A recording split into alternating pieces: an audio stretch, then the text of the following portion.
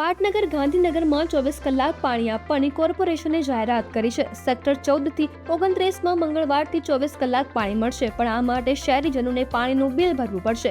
જેટલું પાણી વાપર્યું તેટલું બિલ બનશે। કાયદેસર મીટર લાગી ગયા છે। 200 કરોડના ખર્ચે આ પ્રોજેક્ટ શરૂ કરાયો છે।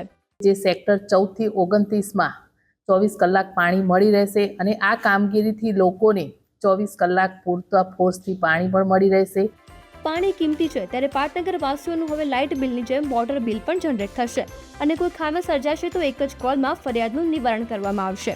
આ પાણીના માટે જે મીટરો નાખવામાં આવ્યા છે એ સિસ્ટમથી અમે જે લોકોને પાણીનો ઉપયોગ કરશે એ પ્રમાણે એ લોકોનું બિલ આવશે અને એ પ્રમાણે એ લોકો સાથે અમે વસૂલી કરવાના છીએ। મહત્વનું છે કે રાજ્ય સરકાર આવનારા સમયમાં આખા ગુજરાતમાં પાણીના મીટર લગાવવાની છે। તેવામાં આ અંગે તમે શું વિચારો છો? અમને કોમેન્ટ બોક્સમાં જરૂરથી જણાવજો।